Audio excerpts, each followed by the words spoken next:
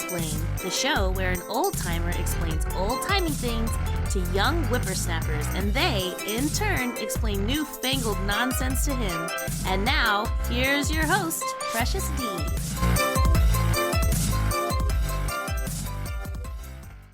Hello, oldsters and youngsters, and welcome to Oldsplain Youngsplain.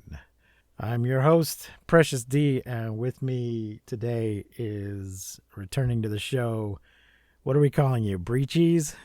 I can be BrieCheese. It's my favorite cheese. I can go by Brie with an IE. It's important that it's an IE, not just an I. Okay. Well, that would be Bri. No, it's Brie, like the cheese. Okay. It's very important. Okay. Anyway, Brianna is with us under whatever name we're just trying to find your internet tag, your gamer tag to use. Yeah, BrieCheese is probably the best bet you're gonna get. Okay. First, before we get on to this week's topic, let's follow up with last week's topic. The Youngsplain topic was My Immortal. I've since read as much of My Immortal as I could. I've read as much of it as I could tolerate, which was not very much. It was really, really bad. Truly bad on every level conceivable. I don't know why anybody would subject themselves to this, or anyone who had written it would think, I need to share this with the world. Okay, it was so stunning. Here's the number one question for when it comes to consuming My Immortal. Do you think it is a genuine attempt at writing, or is it a troll? No, I think it is sincere in its badness. I also think it's sincere. I've met a lot of people that don't think it's sincere, and also almost every single person that's come forward claiming they wrote My Immortal has claimed it was a troll and it wasn't sincere, and they're all liars. None of these people that have said I wrote My Immortal have been proven to be the author of My Immortal, and I think it's because they fundamentally misunderstand what My Immortal is. I don't know why you would go to the bother if you weren't actually trying. Yeah. I think some of it is the hyper specificity she gets of certain Harry Potter details. Like, she knows the name Norris and Filch, but she mixes them up and calls the cat Filth and the janitor Mr. Norris. And it's like, that seems like a weird detail for you to memorize, but then to mess up that badly. Like, how do you have this level of knowledge, but also this lack of knowledge? And I think what it is that Raven, who you might see mentioned in the author's notes a few times, Raven is the way that Tara is consuming Harry Potter. Tara goes, hey Raven, what happens in Harry Potter? And Raven explains it verbally.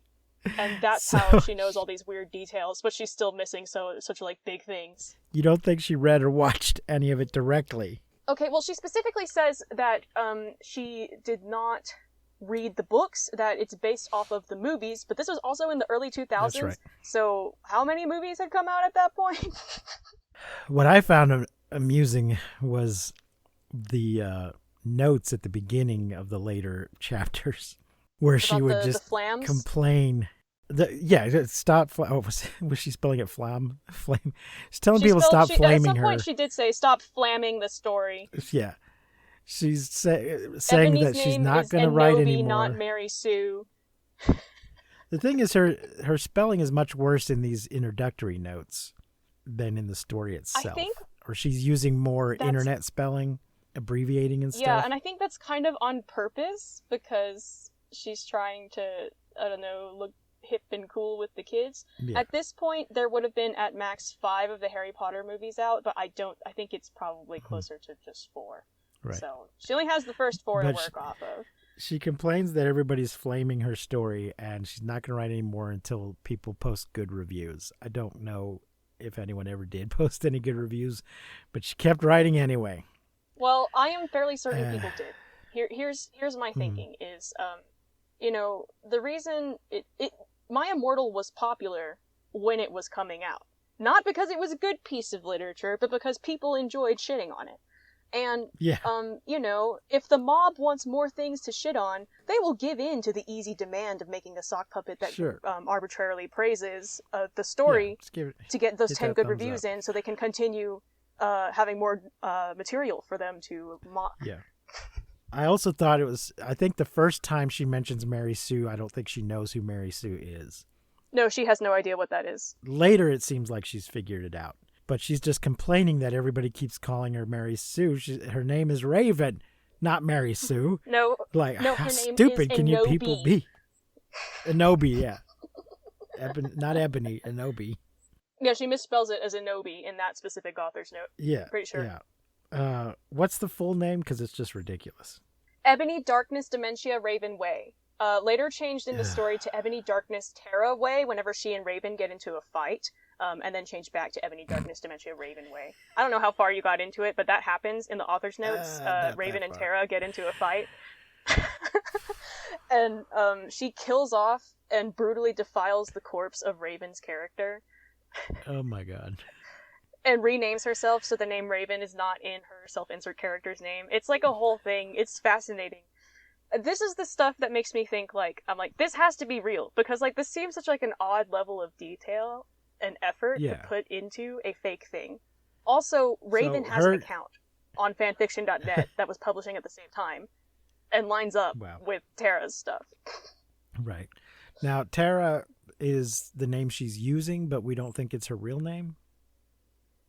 So Tara Gillespie is the name that's often attributed to the author, believing that the author's name is Tara Gillespie. Because of some internet shenanigans where the people tried to, I think they did a thing where they searched the email address that was tied to, because at some point she had put out her email address. They searched her username, found a place where one of her usernames had posted her email address, and then they used that email address and they put it into different website things so that it would produce the accounts tied to those email addresses. And on one of those accounts, the name Tara Gillespie is used. And so that's why people call her that. That's the only reason why we have some idea of her name. That might not even be her actual name, but it seems like a weird thing to lie about. What was she,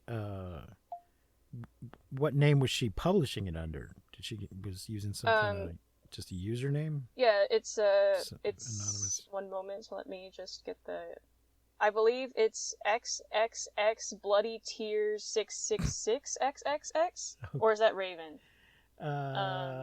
Midnight Essence? No, okay, so she's Bloody Wrists 666.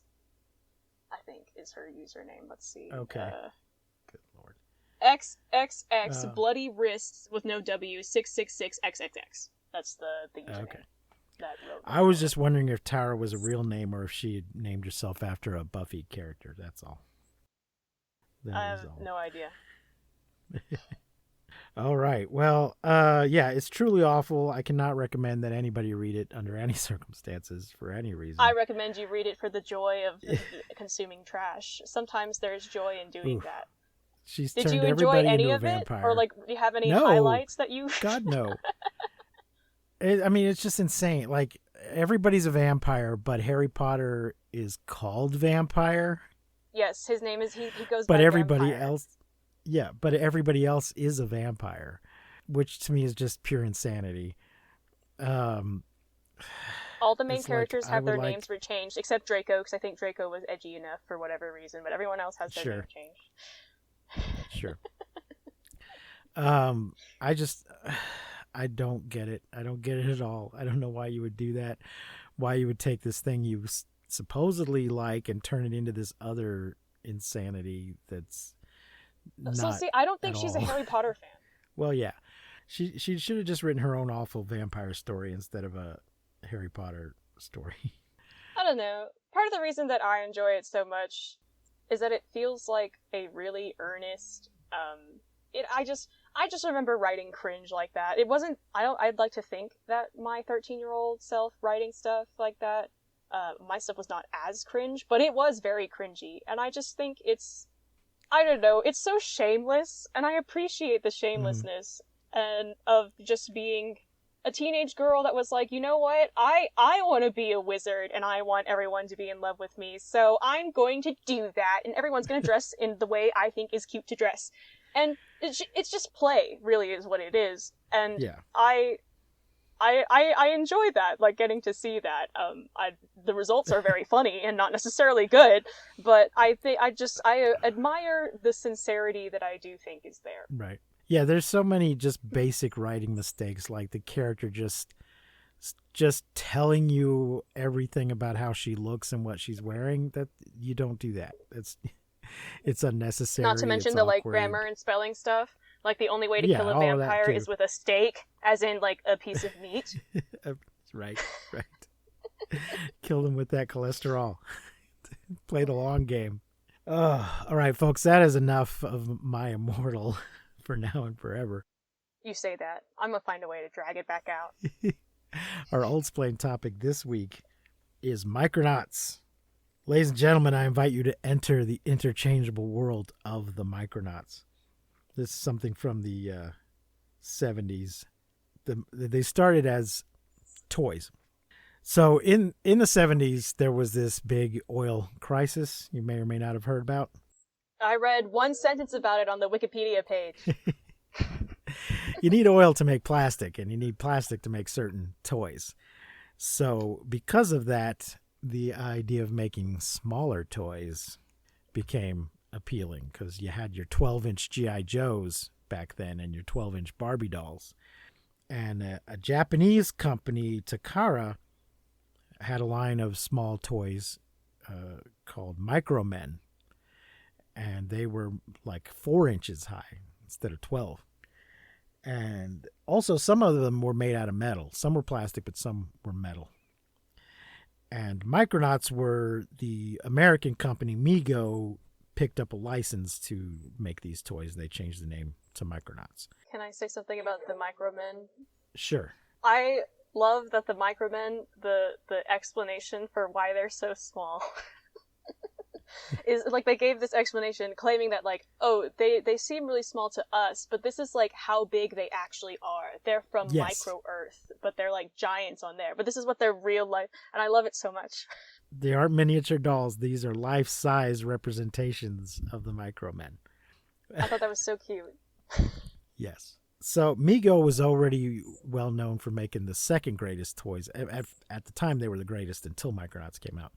They had a line of superhero toys, and they had the license from both DC and Marvel.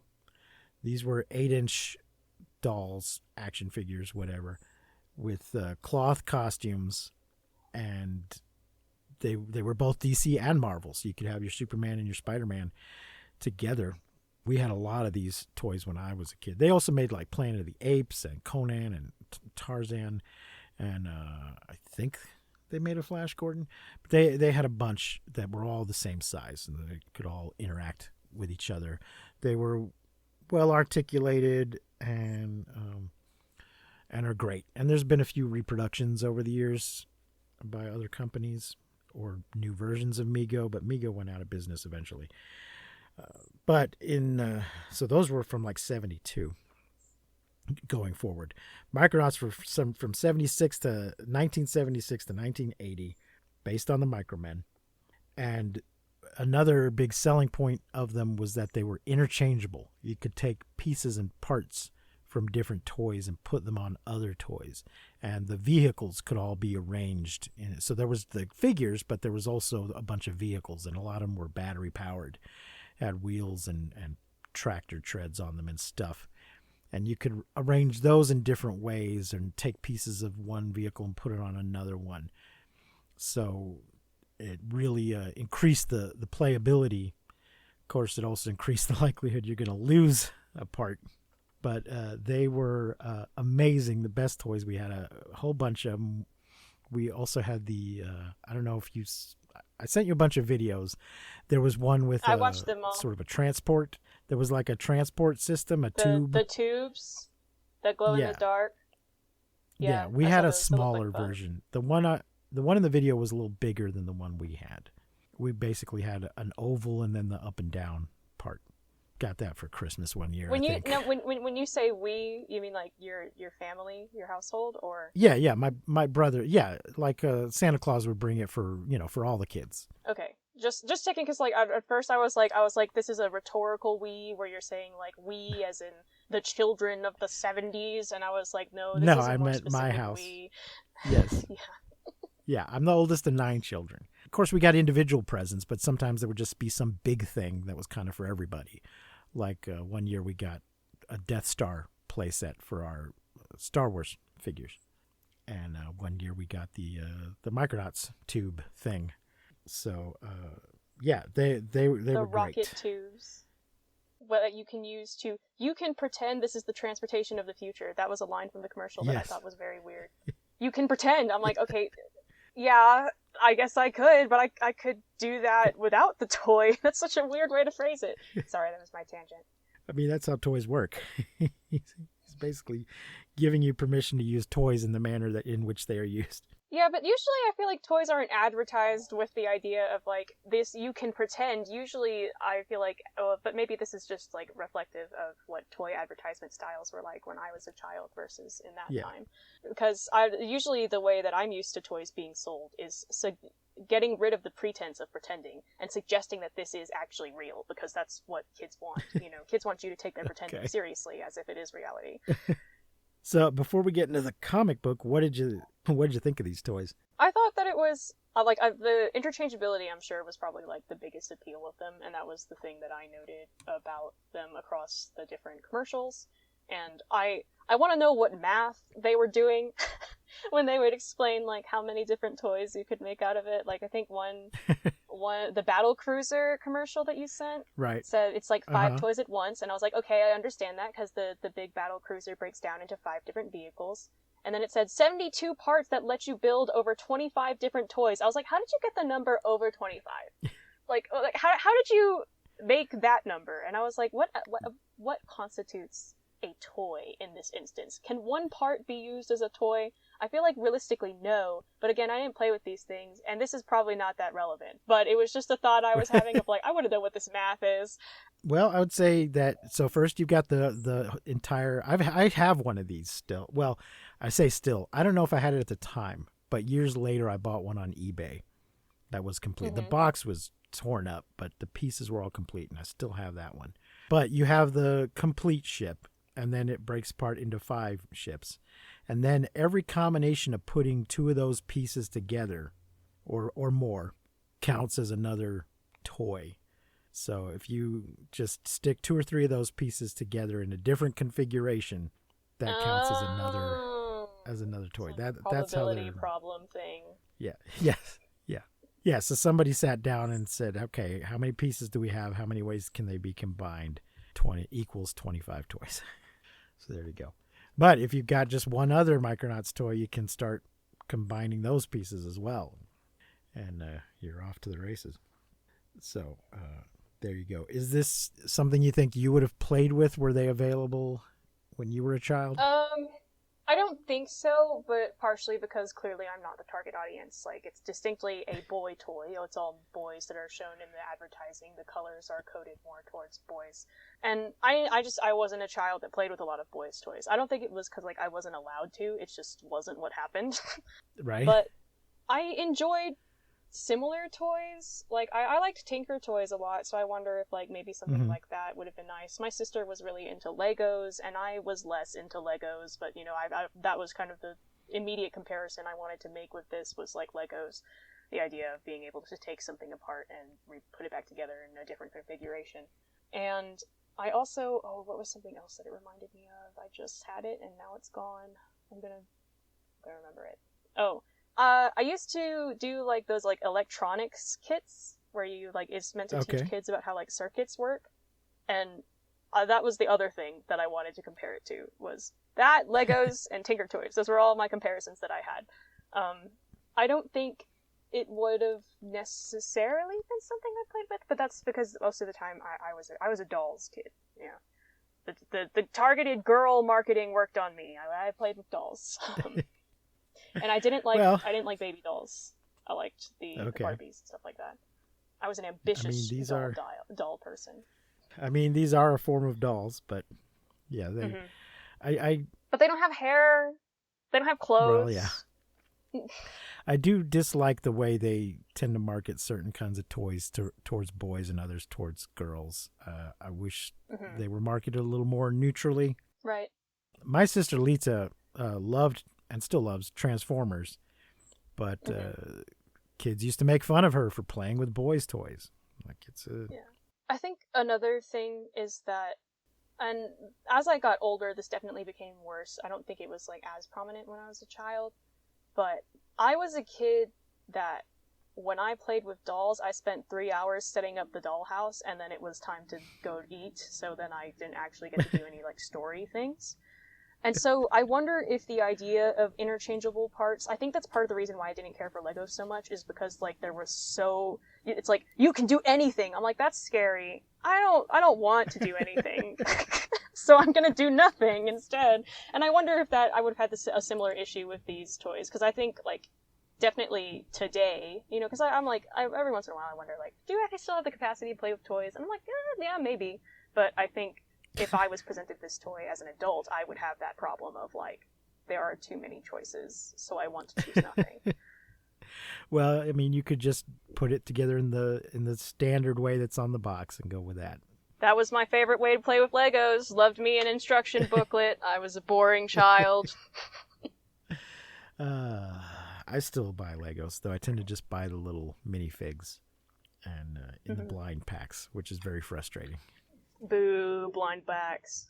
They put out a new series at least once a year, possibly more than once a year, of little blind packs. And now they start putting them in boxes, so you can't even sort of feel the pouch to figure out if it's the one. Yeah.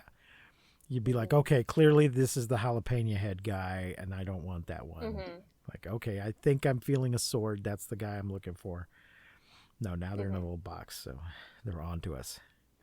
So there you go.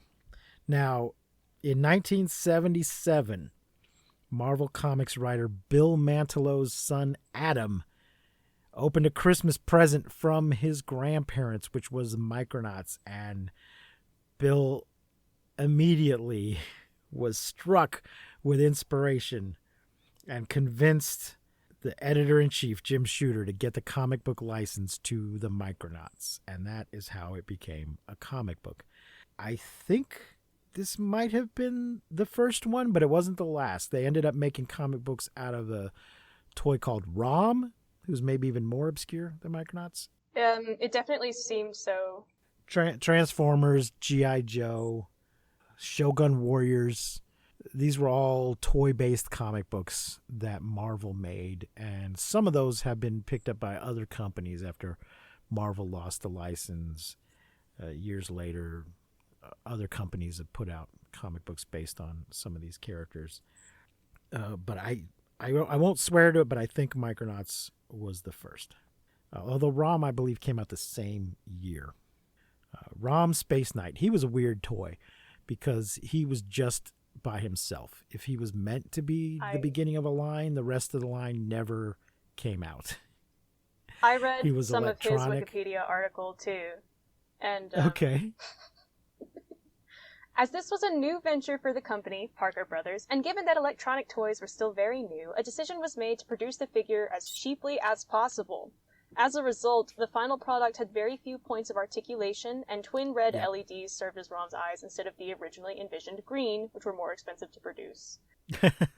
Rom appeared in the corner box of the cover of Time magazine's December 10th, 1979 issue. It was featured in the interior article, Those Beeping, Thinking Toys, which decried Rom's lack of articulation and predicted it would end up among the dust balls under the playroom sofa, and it seems like it did fail. I think I read it, they only sold 200,000 to 300,000 toys at all ever in the U.S. Mm-hmm.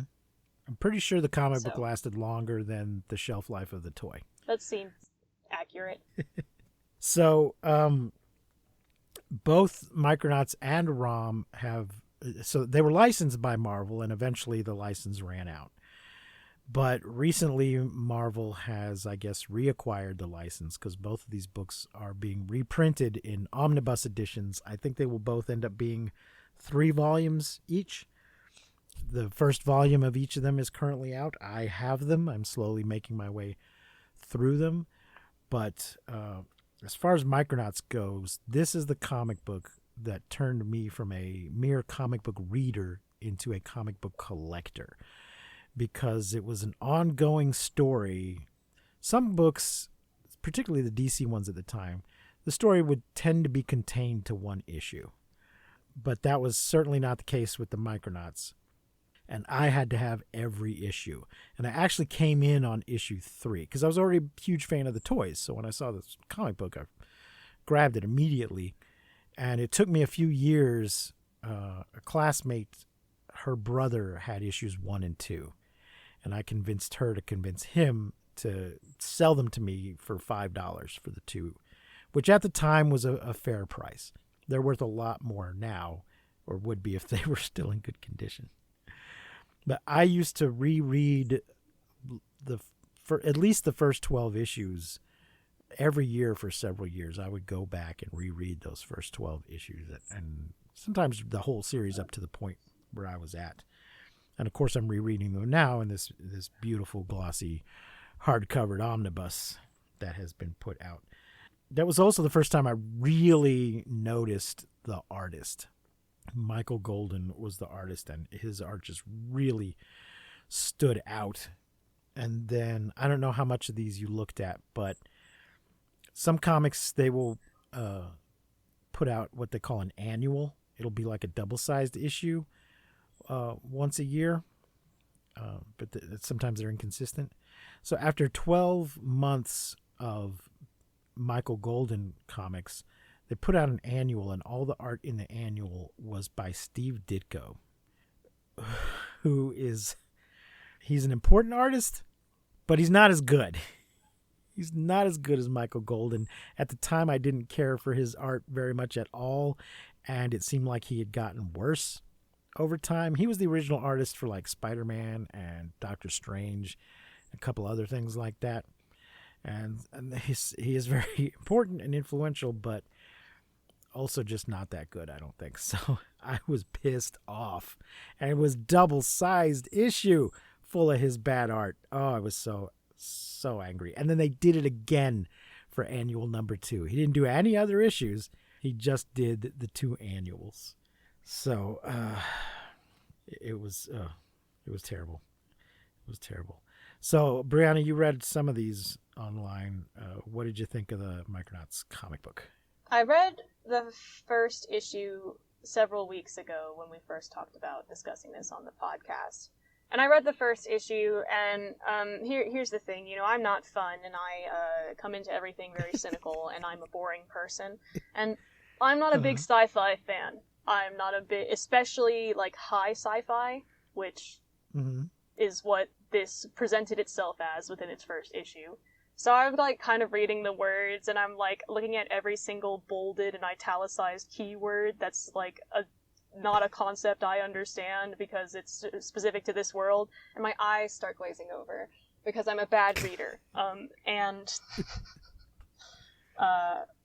I did read the first one, and I realized I realized today, because I reread issue number 1 so I could take more detailed notes, and I realized today that I should have also read issue 2, because I read the Wikipedia summary for what like the overarching plot of the comics are, and issue 2 is clearly where the plot starts to happen, because that's when they show up on Earth.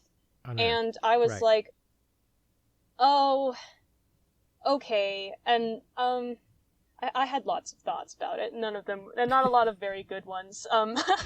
But that's because I'm not fun and I'm a cynical person. Although I was also wondering like how common it was to have that italicized and bolding technique with like, look, keywords, like that was used in Micronauts. Like I was that common for the time, or yes, yeah, and okay. Sometimes the bold seems random. There are places where I can tell it's like why. I can tell where it's like a printing error versus like an intentional bold or italicization. Most of the time, though, it's used either for emphasis, as if someone that is speaking would have put emphasis on that word, or it's used to highlight certain terms like Dallin Acro Year Air Patrol, those sort of things. Like, hey, pay attention to this term. You need to know this one. It's Brianna. And then some of them are just like pronounced... typos from the way the pens are written. I know. Is pronounced Acroyer. Acroyer? Well, yes. I hate to break it to you, that's not how it's spelled, so... I know. Well, I pronounced it Mari, too, for most of the comic. I pronounced her name as Mari, because I thought Mari was a more interesting sci-fi name than Mary. I know it's Mary, because her name's Marionette, but, you know, whatever. I think in my head I also say Mari, because that's how it seemed like it's spelled. Yes, but right? I think it's a more interesting sci-fi. There was a time when I wasn't sure if it was Acroyer or Acroyer, but I believe the official. Is that how they pronounce it in like the television series or like the advertising? There was never damn you! No, there was never a television series. There should have been, but there never was. No, just somewhere in the letters column or something, they made it clear how it was meant to be pronounced. If they had just not put the A. The second A, if it was Y-E-R, most people would probably get it then. But no, it's not what they did, is it? So the premise is that these guys were from the Microverse. And if you've seen the current Marvel movies, this concept is still there in Marvel Comics. They've just changed the name. Oh, it's the quantum realm. It's the quantum realm. The quantum realm, yes. The Microverse is inside of our universe on a subatomic level. And now they call it the quantum realm because they don't have the rights to call it the Microverse. And at the end of issue 1, the heroes are being pursued by the evil Baron Karza's forces, and they break through the space wall into our world, and they are the size of the toys in our world, keeping with the original premise of the Micromen. So so they do get bigger because they're not microscopic anymore, but they don't get human-sized. Right. And they run around our world in their toy-sized vehicles and stuff. And eventually I think that sounds way more interesting than what actually happened in issue 1. So I should have read issue 2 because I think I would have been. You should, and you still can. I was specifically told to read issue 1, and I took the laziest route. So. Well, you start with issue 1, but you don't have to stop with it. Yeah, but was I enjoying issue 1? Well, what did you think of the art? Mary looks like she's gonna snap in half sometimes. Anyways, I think the art, like, I pulled up the annuals. I didn't read them, but I pulled them up. And the way that they're uploaded to this website that probably is housing them very legally, it looks like the quality is already worse based on the way that they're uploaded compared to issue 1. But I do see what you mean about the difference in the art. I think that issue 1 has much more vibrant colors, but I think that's part of that is going to be the way that things are uploaded. And more dynamic movement. Not necessarily just with the way that characters are posed, but in the way that motion is indicated. Mm-hmm. Yeah. Well, that's Steve Ditko for you. So I just asked because that is part of what, I mean, I as I said, I was already a fan of the Micronauts, but part of the whole thing was just the art. It just seemed a step above a lot of what was going on in the comics at the time. But if you don't read a whole lot of comic books, it might not. I don't have a point of reference in terms of comparison. Right. But I do have a friend that has talked about has done some animation and some comic work, and he's talked about how you have to represent action as a 2D drawing. Mm-hmm. And I can definitely tell that the skill level for issue 1 is much higher than the skill level that's demonstrated for the annuals in terms of portraying action, motion with a 2D picture. Now, I believe that Michael Golden, let me see. Let me double check this. Oh, no, he's still around, but he doesn't seem to be doing anything. Maybe it was Bill Mantlo? Let me check that. No, they're both still around. Mari's waist is so tiny sometimes. So tiny. I'm telling you, that's why I think she looks like she's going to snap in half. Yeah. Now, the interesting thing, though, she was not one of the toys. In fact, I don't know that there were any female Micronauts. Well, yeah. Who wants to play with a girl? Ew. So Bill saw that was missing and corrected that. Now, some of these characters, because Bug was technically based on one of the figures, but he wasn't called really the name of his figure. He was just called Bug. So after they lost the license, they did continue to occasionally use some of these characters, some of the original characters. They couldn't use Microtron or Biotron and a Croyer, but they could use Bug and Mary, and I think they used the Commander, Arcturus Rand. And they would occasionally, when some other character ended up in what they could no longer call the Microverse, these characters called the Microns would interact with them. Years later, a couple other companies picked up the license. Devil's Due Comics had a brief run, and of course they had to change the story. They couldn't use any of the elements from the Marvel comics, so they had the character designs and their names, but they had to come up with a new story. And then IDW, it says Image Comics. Yes, there was in 2002 there was a series by Image Comics. 2004 there was one by Devil's Due Publishing, and then in 2015 IDW did some, and they also had the license for ROM, so there was some Micronauts ROM crossovers, and I think they even crossed over with Transformers and G.I. Joe, because IDW had the license for all of those. And then in 2023, Marvel renewed their license and has put out these omnibus editions that I mentioned. I don't know that means they're going to put out any really but they're going to reprint these old ones. Maybe if these sell really big, they'll consider. It's a good way to make money. Yeah. I mean, they're like $120. It's more like $90 on Amazon, but they're $125, I think, is the cover price. So, right. If I'm you just guys saying, are at all it seems curious, like an easy way to. Go ahead. I'm mostly thinking of compared to Nintendo or something like that, where Nintendo has all these games that people are really nostalgic for, but that they can't play anymore because they're out of print, and it's like. You know what people would be really excited to do? Play your game if it was a reprint. They would give you money for it, but you won't reprint it. Yeah. Marvel is being smarter about it. Well, and I'm sure they would have reprinted before now if they'd had the license, because they reprint the license, all of their stuff these days. And you can also get a digital copy if you want to go get it a little bit cheaper. But there you go. I do have a couple of questions about issue 1. Sure. Because of my lack of reading comprehension, I guess. How much time has passed between chapter 1 and chapter 2? Do you know? Any idea? 1,000 years? They say something like 24 zats, whatever that means. But it says that the commander has been gone for 1,000 years. But yes, that's before the commander left before the events of chapter 1, because his parents are already deified. So yes. A bunch of time has passed since the commander left, but how much time passes between the coup and the commander's return? That's my question. Let me see. Oh, which is tied to my follow-up I think it's question. Probably. Let me just check real quick. That's chapter 3, chapter 2, Homecoming. Where am I seeing 24 zats? It's the conversation. Chapter 3, Escape. That's where the zats are. Oh, okay. In the Imperial Gallery. I'm not going to try to say any of these names anymore. I'm sad. Okay. Yeah, because chapter 3 is the next day after chapter 2, but it is unclear. But how much time passes between chapter 2 and chapter 1?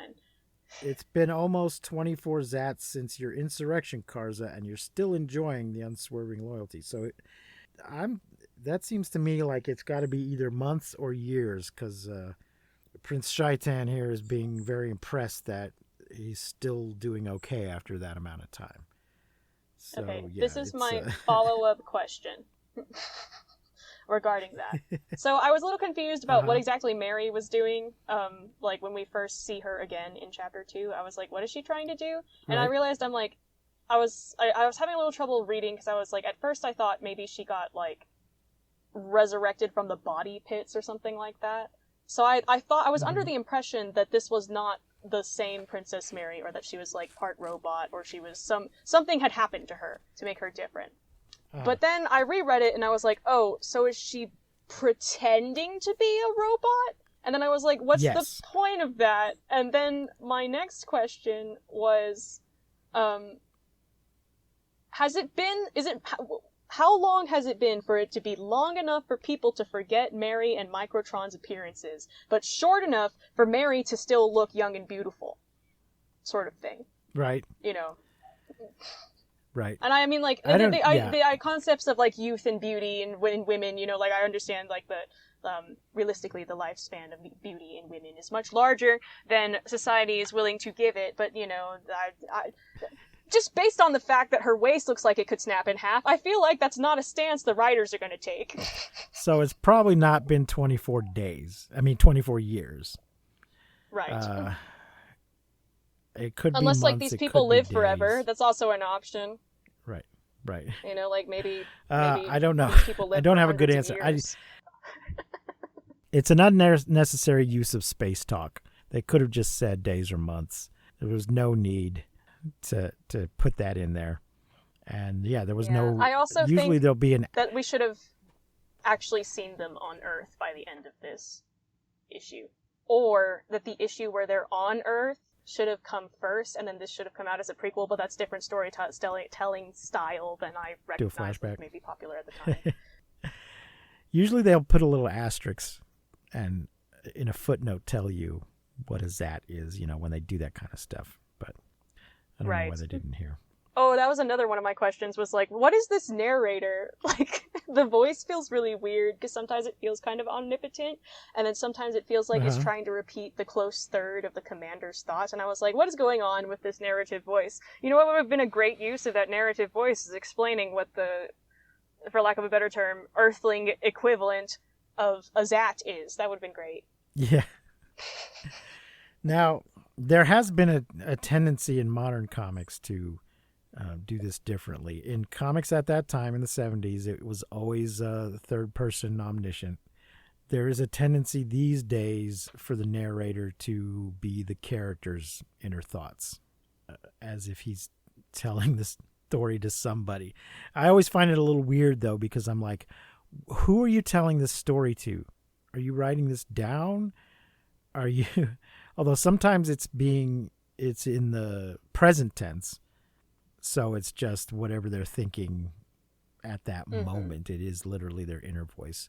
But sometimes it's more like they are telling a story to somebody after the fact.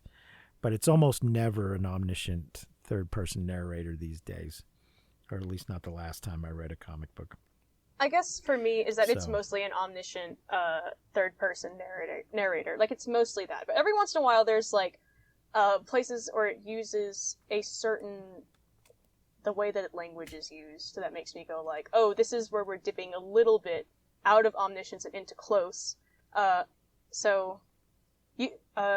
aboard the HMS Endeavour, a hero's welcome, I'm glad you woke me for this. You waited a long time for this. A long time, ?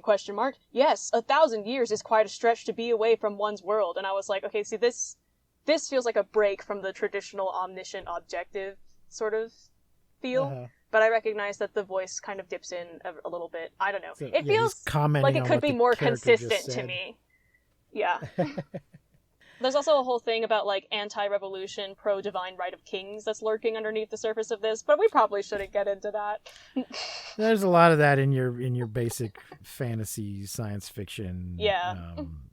But, you know, some revolutions, a lot of revolutions, they don't replace it with something better. Just something different. It certainly happens. But I think what it is, it's the framing of, like, the revolution being something that's objectively bad by the narrative. That's the thing that makes me kind of raise an eyebrow, because it's clear, like, they're like, oh, the people have expressed a preference, but they are fools. And I'm like, man, like, maybe this is why the people don't prefer you, because you think they're stupid for their opinions. Yeah. So, folks, if you haven't read it, you can find it online unofficially, as well as buying the books. Commander Rand has gone on a 1,000-year exploratory mission where he was in suspended animation and through a mental link with his robot interacts with the things they encounter. Meanwhile, back home, they've invented a hyperdrive, so they pass him They go out and conquer the nearby universe, passing him.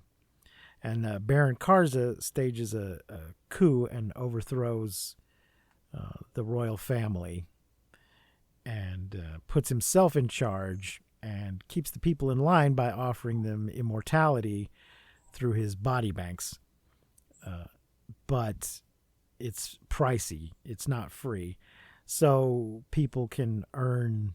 it's basically it's money, but it's body bank credit. And they can gamble for it, or they can just try to save it up.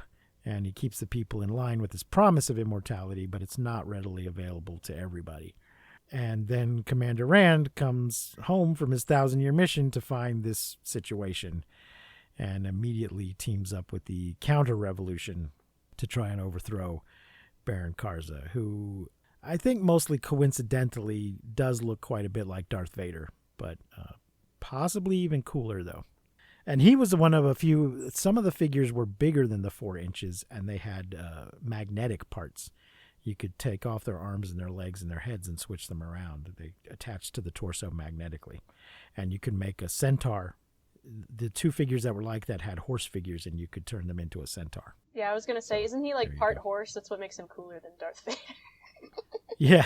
He can switch back and forth at will, apparently, but then he takes the prince and forces him into a centaur form, and he cannot change back and forth. But that's why. I read that in the Wikipedia summary. I wish that we had engaged more with the body bank, because I think that's one of the most intriguing concepts that they introduce in issue 1. But I recognize that's kind of like a thing that like is going to be talked about later. It's a thing that you name drop, so you can go like, the body banks, what are those? And then you keep reading so you can find out more about the villain's horrible plan or whatever. But I wish we got like a little bit more of a peek at like what the horror and or like, I guess for lack of, I don't know what the good thing about the body banks is, like why it's so desirable, the body banks, but also the way that they can be used horrifically, because that seems to set up, like they're setting it up for it to be like a horror sort of thing. But what do I know? All right, I think that's enough about the Micronauts. BrieCheese, what do you got for me? I have 2 choices. We could talk about Inside Out, the first movie, because the sequel just came out in theaters, and I went to see it, but we're not going to talk about the sequel because it's still in theaters. But Inside Out, the first movie, or we can try to dissect whatever people of my generation and younger are saying these days and what those words are supposed to mean, because I went on a trip to see family this past week, and one of my 8-year-old cousin unironically used the phrase, "Are you gonna take the L like in Fortnite?" And it was the first time I'd ever heard someone unironically say that, and I lost it. I was laughing. I was like, oh, okay. So that's the options are like Gen Alpha, Gen Z slang, or Inside Out. Specifically, the idea of like what it was like to watch Inside Out at the age you were when it came out, and how the perspective might differ based on your age. Okay. I mean, I've seen Inside Out, so I don't know how much explaining there would be to do. So why don't you hit me up with the lingo, the jive, the slang the kids are saying today. Do you have any like that you know of that you have wondered about?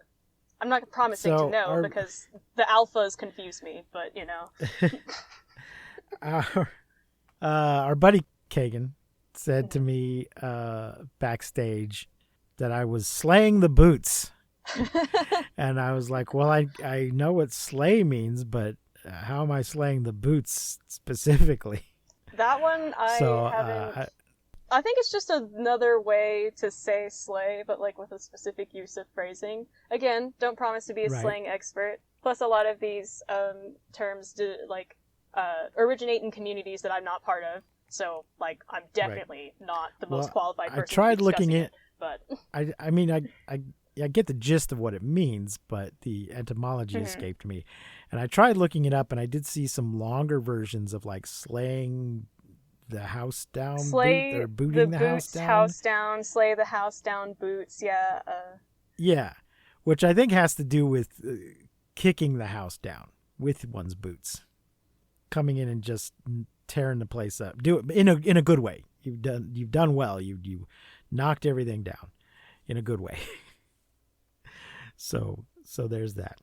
Okay, I found one long paragraph on Urban Dictionary, which, like, I know Urban Dictionary is mocked for, not being a very good source, which often it isn't, but also it's probably one of the best sources when you're talking about really new words and terms.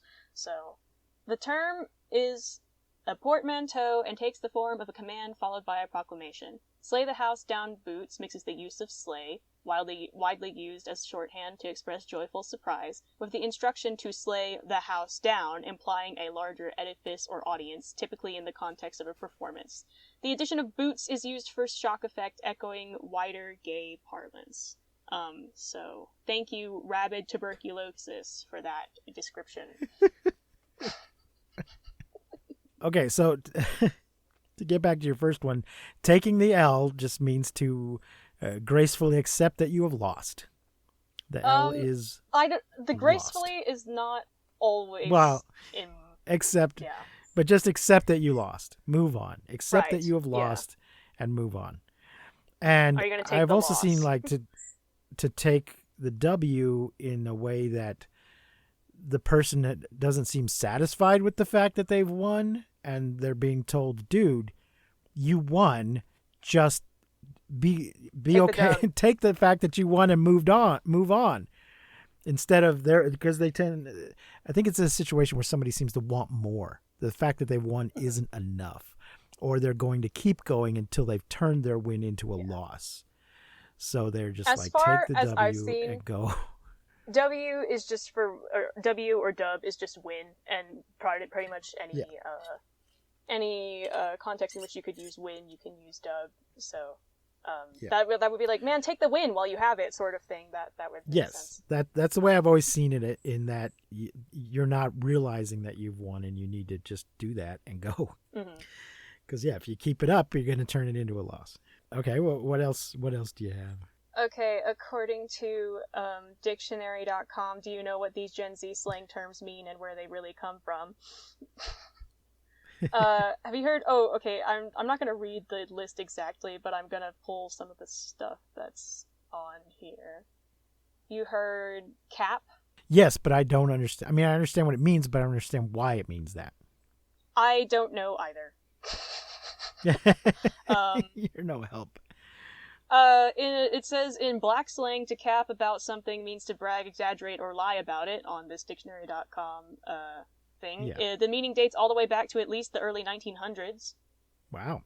And so it's just probably like most slang, it probably originates in African American vernacular English, because that's usually how it goes, and then people start associating it with young stupid white kids, because that's when it gets popular. When a century later they acquire it. Yeah. And often it's the reverse. People say no cap to mean no lie. Yeah. Or I've also seen I watch people play video games on the internet, and sometimes when they play like Among Us, a social deduction game, they'd be like, that's cap, that's a lie, sort of thing, to call people out, I guess. Yes, not to be confused with putting a cap in one's ass. Okay, that one I haven't heard. Don't know that one. To shoot someone. Pop a cap Pop a cap in someone's ass. I see. Oh, here was one that a lot of the rest of Young Splain was using around during the play we were in. Ate. Yes. Like, she ate, sort of thing. That one I hadn't heard before until until the rest of Young Splain started using it a lot, but I understood what it meant pretty quickly. Basically just, she ate, you ate, basically like, you did a great job, that was incredible, sort of thing. Yeah. I don't know why it's ate, but also for some reason to me, it makes sense. I don't know why it does, though. It's just like on a subconscious level, I'm like, okay, yeah, that makes sense for some reason.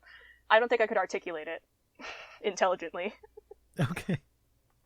Yep. I've also seen ate and left no crumbs to have thoroughly. Yeah, I saw that one too. I thought that was that was great. That was a delight. Have you heard skibbity/skibbity toilet? Because that's one that's confused me for a long time. Yeah, I know. So I heard it, but I don't finally really know. Succumbed, and I gave in, and I decided I was going to figure out what it meant. And really what it is it's really just a reference to a specific series of videos.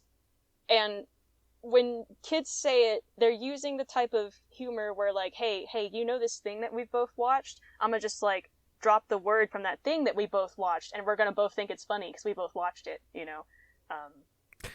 That sort of thing. It's like people that walk around saying bazinga or whatever. It's funny because it's in Big Bang Theory, and we both know it's from Big Bang Theory. Haha, bazinga. It's like that, but the word in this case is skibby. That's it. Okay. Apparently, it has no more specific meaning. Yeah, I have not watched Skibbity Toilet, but I have heard of it. I watched some of it, but I was really confused. Oh, also part of it is that, like, the first few videos, I read the Wikipedia article because, you know, that's the amount of research I'm going to put into these sort of things. They used a copyrighted song for, like, the first couple of videos, and so I watched the first, like, I think I saw that they were, like, the first 12 episodes, but all the episodes are, like, really, really, really short, so it's, like, a minute-long video total. I don't know for sure if that's true, but, it was mostly silent because at the very beginning you hear the song, but then it's cut out from the rest of the video because it got copyright struck.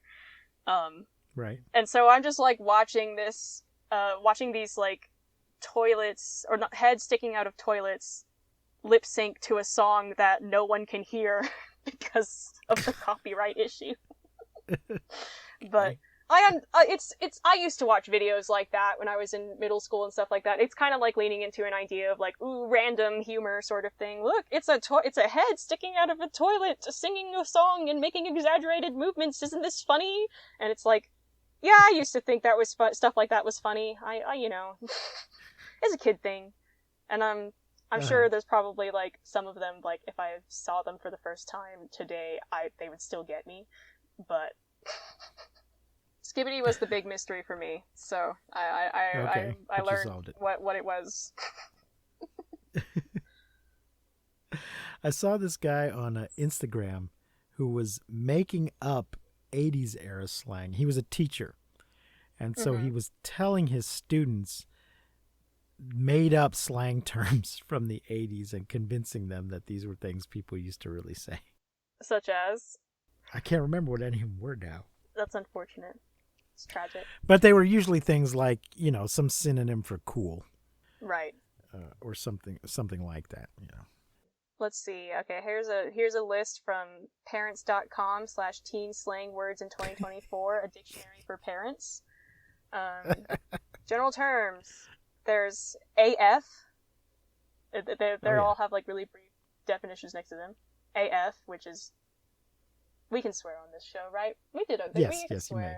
I talked about fetishes in the last one, so stands for as fuck, used to emphasize a statement. Yes. So that one's like not traditionally, because I can't pronounce this word. Cheugy apparently Chugi. Is something that is out of date. Okay, Chugi, something that is out of date or a person who's trying too hard. And then there's cringe, which like I feel like cringe is used in a way that is not difficult to decipher, but maybe I'm just biased because I understand what cringe means, but it's like cringe is used to describe stuff that makes you cringe. So, you know, like... Yes. Dead. Something is so funny that the speaker has died of laughter. Extra. I feel like extra isn't used that much anymore, but old. I'm out of touch No, with I think the that's kids. come and gone. Yeah, extras, over the top, or extreme. A lot of some of the slang that I see are where they just, like, shorten words down to one syllable. So, like, fit, short for outfit, or, rizz. Okay. I hadn't heard that one. So... Rizz for charisma. Rizz. Yeah, rizz is for charisma, and also, one thing that I've seen, though, is that I've seen rizz used as a verb. Instead of just a noun. Okay. Like, oh, I'm gonna rizz her up, you know, like, I'm gonna hit her up, I'm gonna, like, put the moves on her, sort of thing. Charm it. Yeah. Let's see. Sus. I hear sus for suspicious or suspect. Yep. Suspicious, yeah. Which seemed to be mostly in come from the context of that game. What was that game? Among Us. It was one. Among Us. Yes. Yeah, that's also where I heard like cap used a lot. Is in Among Okay. Us, the idea of like, oh, that's Cap. Okay. He wasn't in the cafeteria. I was there and he was not there, sort of thing. Right.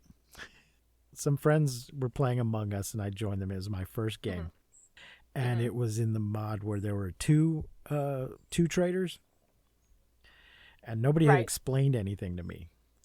So I was like, I can't remember who the other player was. I'm gonna call her Mary though. I'm like, how come my name and Mary's are in red and everybody else's is in green or blue or whatever it was? And everybody's like, oh yeah, but we still won, even though I gave it away. I don't know. I can't remember if she shot somebody or achieved her final. Play nice, I think we had, or something.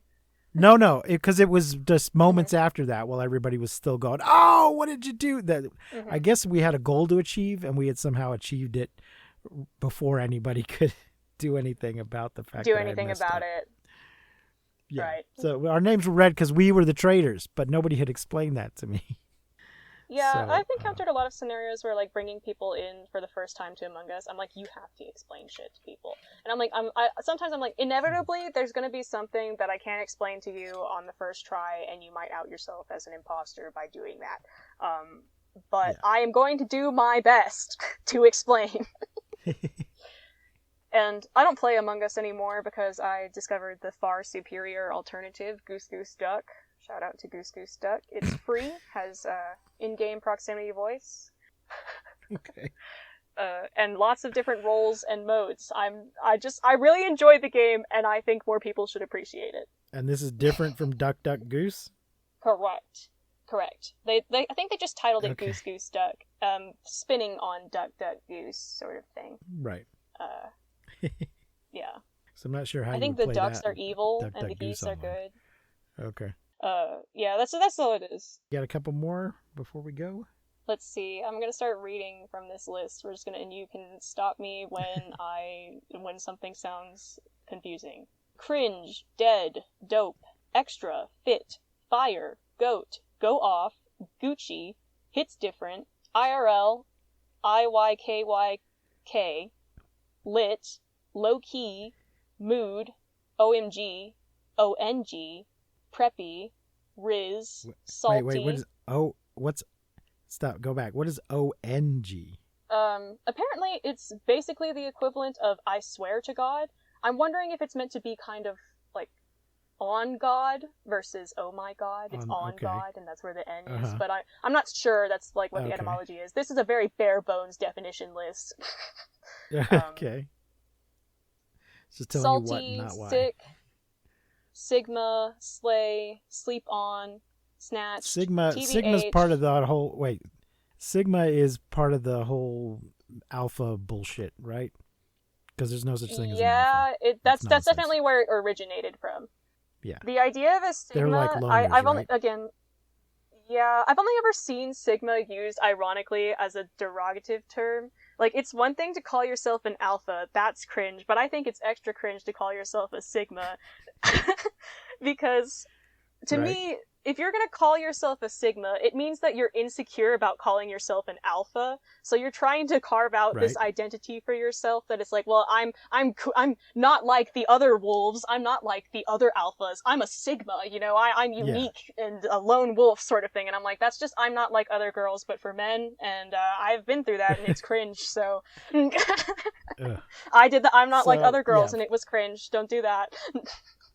Folks, if you haven't heard, there's no such thing as an alpha. It's not true. It's not how humans work. It's bullshit. It's not how wolves work. It's not how wolves work. And you might think you're the alpha in a certain situation, but that doesn't mean you're an alpha in every situation. And it's not, I don't think, a healthy way to approach human relationships. As in addition to being inaccurate, it not only isn't true, but should not be true. Don't approach life with an alpha, beta, gamma, sigma attitude, which can also be broken down into Mo's, Larry's, and Curly's. I don't think I've heard gamma. There you go. There's a topic. I'm used to omega, beta, alpha, and sigma. I've heard gamma exists, but I have no idea what it is, and I don't really want to know. I think they're just they're Curly's. That I know that this is a Stooges reference, but I know very little about the Stooges. Moe is definitely an alpha, and Larry is a beta, and Curly is sort of a sub-beta. And Curly can aspire to be Larry. Larry can be Moe in the right circumstances, but Curly can never be Moe. Curly can maybe be Larry, but he can't be Moe. You can only go up one. You can only go up one notch. I appreciate that you know who the Stooges are, though. That's good to hear. Good to hear. Let's see. Some of the young splains didn't know who the Marx Brothers were, though. That includes me. Sorry. Yeah, so there you go. That's not next week, but that will be a future topic. There's also Slay, Sleep On, Snatched, TBH, Tea, Thirsty, Vanilla, Yassify, Yeet, YOLO, Yassify? Bay. I had Yeet explained to me years ago, but yeah, give me that one. A dramatic makeover, or to apply several beauty filters to a person until Yassify. So it's like is that it's like to Yaz? Turn someone, we're gonna Yazify you? it's to turn someone into someone. It's to turn someone into a person that would make you go Yaz. I think is the way that I've always interpreted it. And apparently there's an ironic application of it where you apply several beauty filters to a picture until the person is totally unrecognizable, which sounds like a funny meme. Not gonna lie. Okay. If you're not aware, Yaz is just a variation of yes, often accompanied by the word queen, which as an American I object to. Fuck the royalty. Yeah, that's why we're devaluing the word by assigning it to everybody. Ladies and gentlemen, do not aspire to be a queen. We're stripping the English monarchy of the power of queen by giving it to everyone. I guess. The by word making is everybody a now. queen. When everybody's a queen, no one's a queen. Exactly. Because a point in every direction is the same as a point in no direction. Okay, I think that's... Let me see if I can find one particularly funny list. Okay. Have you heard simp? Yes. Yeah, simp. But tell us... but what is the... Yeah, I can't find the words. Explain simp. Okay, so simp has a noun form and a verb form, and I'm sure that you can extrapolate it into adjectives or whatever. But as a noun, it's someone who does way too much for the person they like. So there's there's two ways to use simp. There's simp to use it like, oh, I simp for her, and it's meant to just be like, oh, I have a huge crush on them. Or there's the derogatory way to use simp, where it's like, oh, look at this fucking simp, giving this OnlyFans girl millions of dollars and she won't even give him any attention, sort of thing.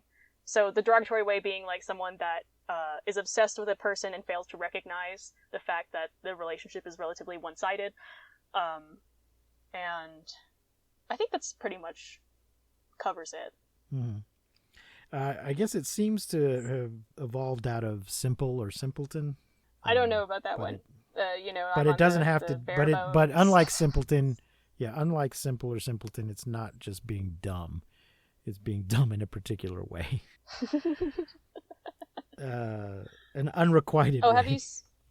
Have you seen terms like S3X or unalive or you seen anything like that? Oh, are these things because you're on some platform that is trying to edit out certain words? Yes, you're trying to avoid triggering trying to restrict a platform's algorithm that might be upset by certain words like sex, suicide, kill, murder, things like that. Yes. So they come up with these very silly alternatives. Yeah, segs. Segs. Segs. I've seen segs. Mm-hmm. I find unalive to be like funny. I think unalive is a hilarious word. And I understand it's often used. It's like it takes away. Grape. Oh, grape. I've seen grapeseed oil. I've seen a few different things like that. Yeah. Folks, if you have some slang terms you want to throw at us, maybe something we haven't heard of, something that's too new to have gotten onto Urban Dictionary or into a guide for parents, send us a voicemail or send us an email. Mail it into monstermoviefuntimego@gmail.com because we're just going to use that address. I have another podcast, Monster Movie Funtime Go, and it is been around for almost 3 years, so we're just going to use that email. If this gets bigger, we'll get our own free Gmail for this show. But I just haven't bothered as with the that. oldest young splain, will do my best to tell you what the kids are saying nowadays. Yes. I don't know what that is. If you have any ideas for young splain topics, I have an infinite amount of old splain topics, but we need some young splain. Because here's the thing. For an oldster, I'm pretty hip. There's not a lot I haven't already heard about, so we need some. Yeah, I was going to talk about the Helldivers drama once, and you were like, oh yeah, I've heard of that. And I was like, damn it. I've heard of Helldivers, but I don't know the details. Helldivers. Yeah. So yeah, you can hit me up with that. If somebody wants to explain what a Vanderpump is and what its rules are, I'd be happy to listen to that. I don't know very much about that show except when people that are on it show up in different shows like The Masked Singer and Dancing with the Stars. Yeah. I love Dancing with the Stars, but they should in Truth in Advertising, the name of that show should be Dancing with People You May Have Heard of. Dancing with moderately famous people. Yeah, they are not stars. Many of them are not stars. A few of them are, but yeah, most of them are just people you may have heard of. Having been on The Bachelorette does not make you a star. Because it's one of the few dance competition shows that are still on TV. I miss World of Dance. Yeah. World of Dance is where it was at. I really like just seeing these people who usually don't have a whole lot of experience and them just learning this new thing and being very excited about it and often ending up being actually good at it. That I always find that interesting. My family likes to sit there though. My dad and I, we just sit there and we nitpick everything. We get bored, I guess. And so sometimes we try to nitpick the performance but like my whole family does this. I guess it's what makes it fun for us. But then we start nitpicking things like the camera angles, the costumes, the sound design, because for some reason a few like of these competition shows, there was like a string of like really awful sound design or like really unflattering sound design. Like I'd be watching AGT and a choir would go on and would perform and everyone's like, wow, that was amazing. And I was like, that was horrible to listen to. And I'm like, that must be like a sound mixing error on the television end. But yeah.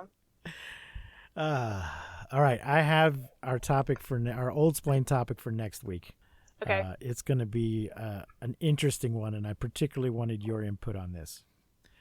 Are you at all familiar with, have you heard of Charlie Chan? Charlie Chan. Is that Chris Chan? Charlie Chan. No. Charlie Chan. No. Chris Chan is something different. Charlie Chan. Chris Chan is a young splain thing, and I don't want to explain it. I think that would be excellent, though, to go with Charlie Chan for next week. Mm-hmm. So think about it. I will look into that would be an excellent pairing. In person. Okay, so I don't want to talk about Chris Chan. I am not qualified. Well, somebody get one of the other young splains to come on here and tell me about Chris doubt Chan, any of them are more qualified than I am. It's one of those things where it's like it's a thing that happened on the internet and it's really like it's like the bad place of the internet. I don't want to touch it. Okay. I'll do a brief setup. I'll briefly explain it now, and then you will go experience it and come give me your feedback. Okay. And I will look into maybe I will explain Chris Chan. Charlie Chan is a fictional detective who began in books, but then went on to appear in a series of popular films played by 3 different guys, and then a few attempts to revive him in later years, like in the 70s. He is loosely based on a real character. He is a real person. Yes, he's loosely based on a real person. He is a real character. He is loosely based on a real person who was chief of police in Honolulu. There are problematic elements, being old-fashioned and Chinese, but created by a white guy. Yeah, I saw that coming when I saw the name. Yeah, there's some problematic elements, but it's not as simple as that. I think it's a complex topic, and I'm also just curious to see how it strikes you as a younger person who's never encountered him. He used to be on the afternoon movie in the old days, which is the premise of this whole show. You just watched whatever came on TV. You couldn't watch whatever you wanted whenever you wanted, and frequently Saturday afternoon, Sunday afternoon movies would be an old Charlie Chan movie, and that's how I first encountered Charlie Chan. And I certainly enjoyed him at the time. I was a kid though. The problematic elements were beyond me as a child. But what I specifically want you to look at is Charlie Chan in Paris, which you can find on YouTube.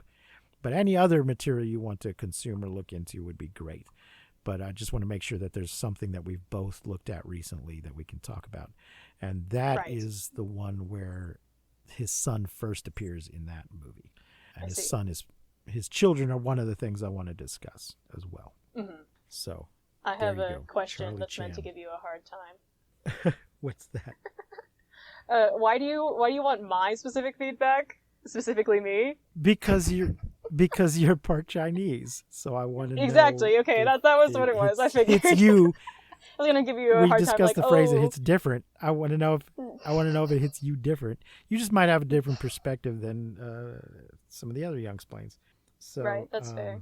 And I'll start getting into my dissection. There you go. Of my relationship to Asian representation on screen. Exactly. Because I can understand these things intellectually, but it may not strike me as directly and emotionally as it does you. So I want I don't want you to feel bad about it, but I want to know how it comes off to you, and if it comes off as bad as it. Because the thing is, it might not seem as bad to you as it does to somebody on the outside, or it might seem a lot worse. Sometimes you don't know. Right. Okay, then I have a proposed Youngsplain that, again, predates some of the other Youngsplains a little bit. But it has a more modern adaptation, so that's my justification. What is his name? There's a graphic novel called American Born Chinese, and Disney recently adapted it into a short television series. And I've consumed both properties. I'm gonna figure out what the author's name is. The author's name is Jean Luen Yang. Okay. And it's American Born Chinese is a graphic novel. I want to discuss the graphic novel mainly because the graphic novel is different, and there are some things that had to be lost from the graphic novel in adaptation to a YA series produced by Disney. And the things that had to be lost, I think, are significant to the original property and my response to it. I think the adaptation by Disney is a great television show, and I think the way that they integrate some of those themes that they would have lost by cutting the parts that they did was interesting and kind of clever. But, yeah. So, the graphic novel, consume the television show if you want, but the main thing I want is the graphic novel. I know our local library has it, but I don't know where else it might be available. I had been curious about the show because there's people on it I like. Mm-hmm. I will look into the graphic novel. Is it Kiwi Kwan and Michelle Yeoh? Yes. Yeah, I know. We can talk. And Stephanie Hsu! We'll talk about Michelle Yeoh next. We'll talk a lot about Michelle Yeoh next week. All right. I think that's gonna wrap it up for now, ladies and gentlemen. Thanks for joining us. Like and subscribe. We should be up on YouTube now, and share. You listen to your friends. Podcasts. Yeah, tell your friends. Send us in those suggestions or just your feedback in general. And thanks for listening. We won't see you, but you will hear us next time on Old Splain, Young Splain. You've been listening to Old Splain, Young Splain with Precious D. If you enjoyed the show, please rate and review us on your podcasting platform of choice. All around the skinny bush, the monkey takes a riddler. The monkey thought Ohio was fun.